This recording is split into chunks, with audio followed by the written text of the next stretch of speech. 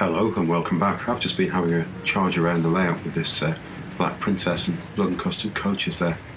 Today we're going to have a look at that Caledonian Single sitting there in the siding, but firstly let's get this Princess back into the engine shed, nicely through the points there and into the second radius curve. And we'll go beyond points number 18 and then we'll back her across the turntable there. Nice gentle stop.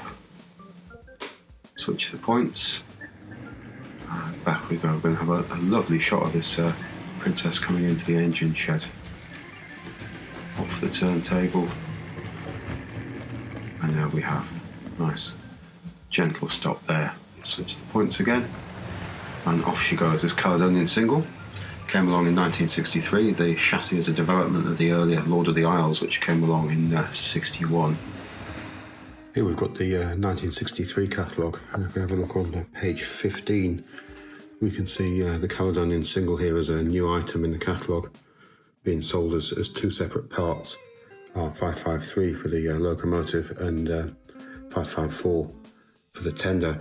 I think it stayed in production till sort of late 60s, 67 I think, and it reappeared again in the early 70s between 71 and 74, but in gloss livery. So the model that I've got on the layout here is from the mid-60s, I think, although it has been painted, as you can see. It's got extra silver work there, and also it's had a layer of varnish put over it, but it's in the sort of mid-60s box. I think earlier when it showed up, as we were just looking there, it's definitely sold as two parts, but this just carries the number R553, and then we've got the information there. 424 Caledonian locomotive with our 554 tender. Let's have a swift look on the other end there. Upside down as well. There we go, lovely yellow and red box. Let's have a look along there. Model Railways, built in Britain by Rovex Scale Models Limited, Margate, Kent. And we've got the triangle logo, evidence of tape and so on there. There's a slight tear in the box and part of the internal packaging is missing, but apart from that the box is in fairly nice condition. There's a slight tear there, but it's a very pretty box. As we've seen on the layout, the locomotive does have this additional bright silver work on it.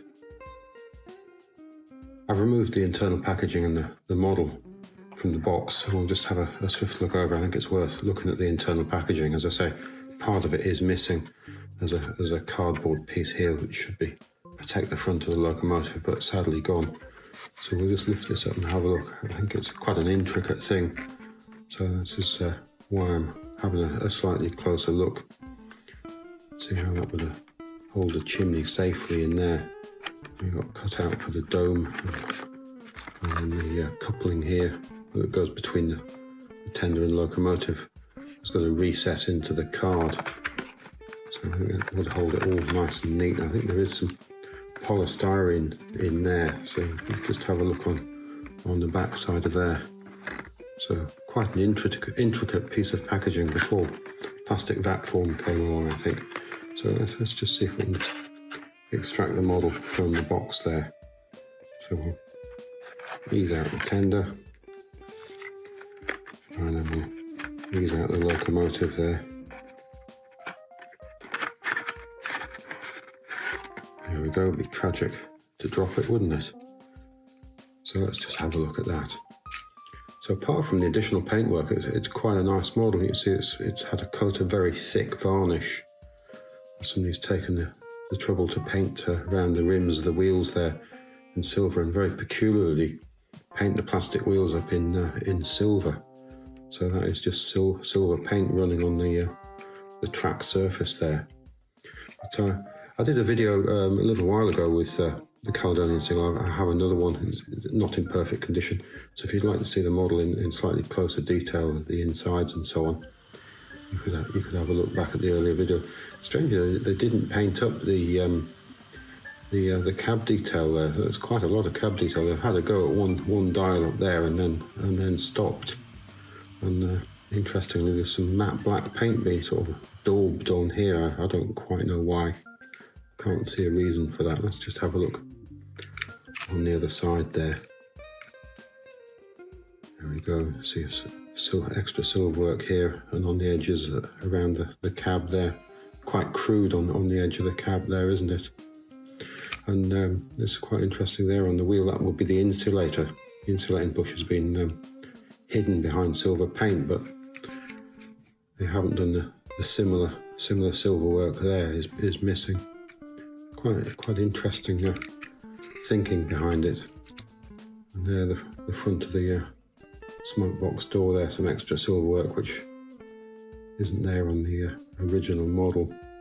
If you have a swift look at the insert picture there, buffers have been picked out in silver. Also, this front boggie's had its coupling removed, or the boggie's been replaced because the bogie unit is in far poorer condition than the rest of the locomotive. I think this metalwork here is shared on a number of different models in the range. So we'll just pop that down and we'll have a swift look at the tender. Tender's gone through the same process. It's had a heavy coat of varnish put on it and quite a lot of silver paint. And look at those wheels. You can see that these two sets of wheels run on the rails, and these sit above the rails because they're not wearing at all. So it's done some track time. If you have a look at that, it has picked up a fair bit of wear, but very odd to paint the running surfaces with silver paintwork. We've got a hinge on that water filler there, picked out in silver. But lovely model apart from that. My thinking is probably to try and get some replacement wheels for the tender in black, and a replacement front bogie with replacement wheels for the locomotive as well. And I'll probably live with the rest of the silver work there on the edge. Quite an interesting model though. It was a gift. A family member bought it for a birthday present. I was very pleased to get it a couple of years ago. I know I've mentioned this model in a number of comments to people in the past. And we'll just follow her handheld around the layout for a moment or two and see how she does. A little bit bumpy over some of this point work. Remember, the pickup is on the large centre drive wheel and the rear wheels. The rear wheels don't drive. She does tend to fall into the points a little bit, and you're relying on the contact over the plastic frog, and those pickup wheels are rather close together. The distance over that plastic frog is just over 31 millimeters, so it's quite a dead spot in the point work. So we're asking quite a lot of it for the wheels to be making excellent contact with the track work at just the right time to keep that going. So as a result, she does run better, just that little bit quicker.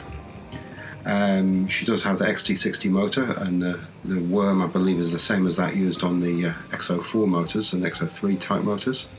And the drive cog on the drive axle is the same as that used on the Princess and Britannia and so on in the 262 tank locomotive. So it's got that great big drive wheel, so I think the gearing ratio and so on could have been changed. Would have had a much better result. So still, it is what it is. It's a very old model. It's doing reasonably well on this very old track, but I think running a little quicker is what's really needed. Just back in the 63 catalogue here, when the Caledonian coaches appeared this year, and they remained available till 67. We've got R427, the composite here, and a slightly larger image of the brake coach R428. Great images. They're slightly darker in the catalogue than they turned out to be in real life. I think this colour's probably nicer. We'll just pop that down. Coaches were released in the early 70s again when the Caledonian Single was released, but when they were re-released they had grey roofs instead of white roofs. And I do have another one of these composites, but I've just decided to run the two of these coaches today. So we'll just have a swift look over this one, which is unboxed. You can see they've used the chassis unit, the frame from the Mark 1s, and just put in these rather elaborate sides. And look at that crest there. It's quite crude when you look up close. They are quite dirty, these coaches. I don't really want to wipe them too heavily because the paintwork is quite soft on them. I don't want it to sort of rub away. We've got a bit of damage there on the corner of that one. You can see that handrail printed along the glazing unit there. No seating units in these coaches. It would have been nice to have seating in there. So I think this paintwork does rub away. It is quite soft. As I say, these white roofs have yellowed quite a bit. We've got pinpoint axles, a little bit of rust going on there, and plastic wheels, relatively free running. We've got Triang's name in the bottom there. So these chassis for the Mark 1 coaches were used on many different coaches up until the mid-70s. So we'll just pop that down. We won't get the brake out, but we'll just have a swift look at it in the box. Nice Triang Railways box, fairly tidy condition. Effects of sellotape there, R.428. I think there's a price on the other end there. There we go. Again, tape marks there, through to the back. Lovely great big Triang Railways logo there. And we're just going to bring her through points number 7 here, onto the outside line. Reasonably well behaved through there. Slight stutter across that diamond crossing. And then straight onto the incline section here. She's going to have absolutely no trouble climbing up here.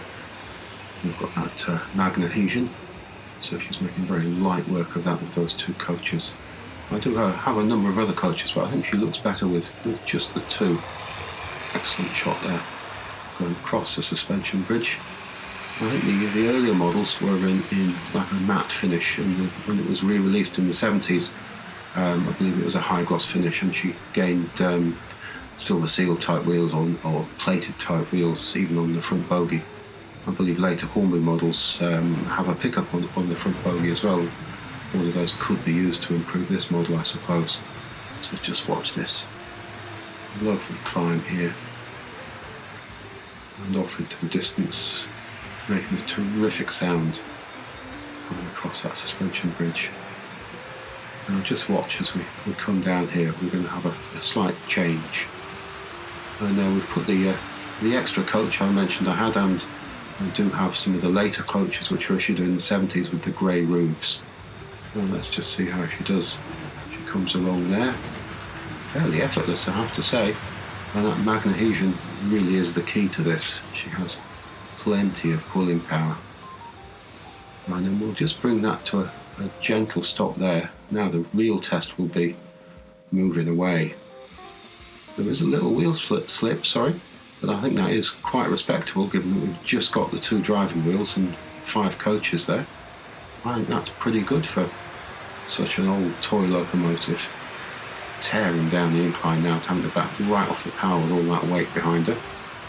And then off into the distance again.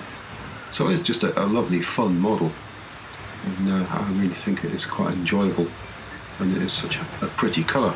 I'm not 100% sure that I like the additional bright silver work that's been added to this model, but I think if I get some different wheels for the tender and change the front bogie, and I think that will improve the look of her enormously. And here she is again, charging down that incline. But I think that's about it for this week. Thanks again for watching, it's hugely appreciated. Goodbye now.